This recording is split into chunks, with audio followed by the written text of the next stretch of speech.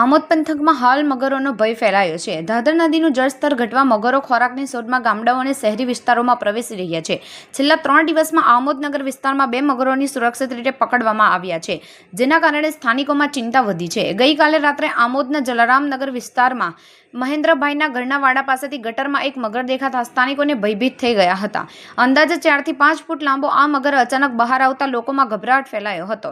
આ ઘટનાની જાણ થતાં સ્થાનિક લોકોએ તરત જ નેચર સેવિંગ ફાઉન્ડેશનના અંકિત પરમારનો સંપર્ક કર્યો હતો।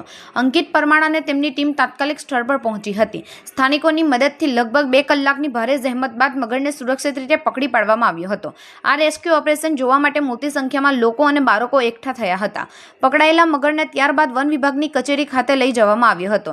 ત્યાં તેની તબીબી તપાસ કરવામાં આવશે। તપાસ બાદ આ મગરને તેના કુદરતી નિવાસ સ્થાન છોડી દેવામાં આવશે। અગાઉ પણ આમોદના અન્ય વિસ્તારોમાંથી મગર જોવા મળ્યા હતા, પરંતુ છેલ્લા 3 દિવસમાં 2 બનાવો બનતા લોકોમાં ભયનો માહોલ છે। આ ઘટનાએ મનુષ્યો અને વન્યજીવો વચ્ચેના સંઘર્ષનો મુદ્દો ફરી એકવાર સામે લાવ્યો છે। સ્થાનિક લોકોએ તંત્રને આ સમસ્યાનું નિરાકરણ લાવવા અને યોગ્ય પગલાં ભરવા માટે અપીલ કરી છે, જેથી ભવિષ્યમાં આવા બનાવોથી બચી શકાય।